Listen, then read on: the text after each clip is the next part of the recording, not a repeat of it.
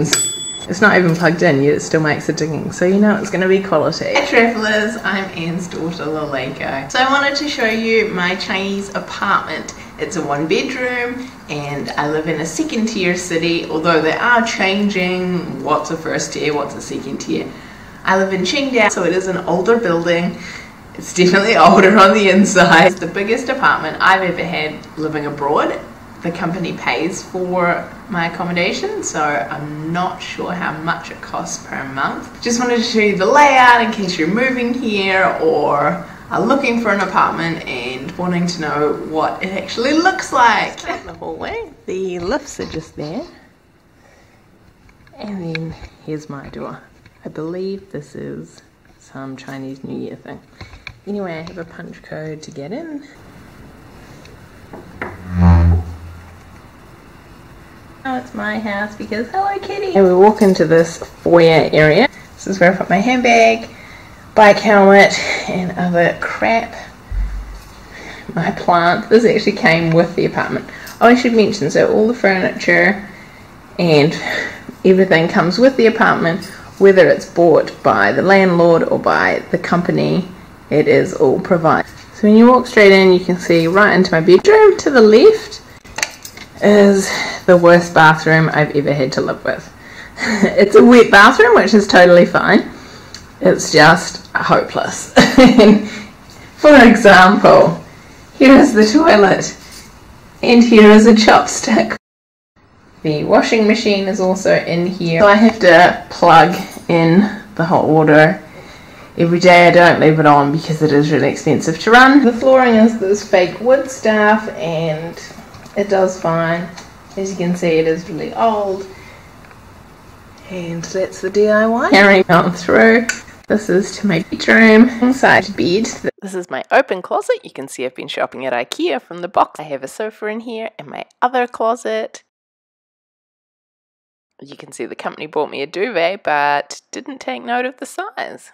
And my wonderful view.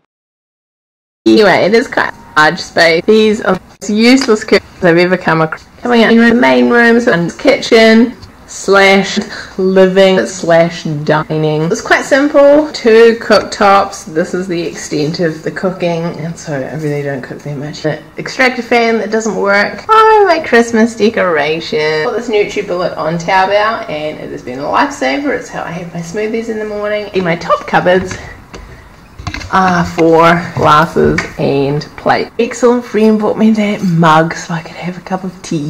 Pantry on the other side, of which I really have nothing much. It did provide me with a rice cooker, which I've never used, and a toaster. Pretty much most of these cupboards are bare cupboard for like cleaning supplies. Full size fridge, which is nice. That microwave is my own. I did buy it because it is digital.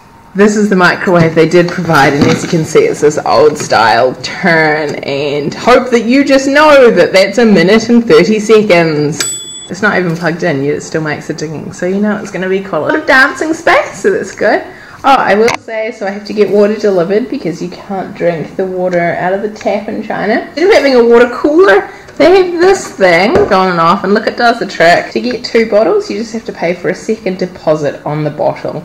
Perhaps your admin staff will say, no, it's not possible to get a second bottle, but it is. And I think it was 40 kwai for the deposit. TV that I have never switched on. Yeah, I occasionally do some work there, which is great. I believe all of this excess furniture, if you will, belongs to the landlord. This is where I dry my clothes. There's no temperature control, it's just on. I will link to my other video about the churches, the Zongshan Lu video, because the parks and building is in that, and it's the ocean out there. It's not, this is a pretty typical day. Same crappy curtains in here, broken air conditioning. I will say it was filthy when I moved in, which is really unappreciated when you're just flowing how many hours halfway across the world to get here. Also, it's not that easy to keep clean here because the window frames are not necessarily the greatest seal, and so aside from air pollution getting in, dust and dirt also gets in, and they just give you a little broom. There's no hoover. There's no hoover, so you're really just like moving dirt from one place to the next. Guest bed for any of you that are wanting to come and visit. I've trialed it out. It has some great features and a terrible bathroom, but otherwise it suited me well. If you have any further questions about the apartment or what it's like to live here, please leave them in the comments below. And if you enjoyed this video, remember to give it a thumbs up.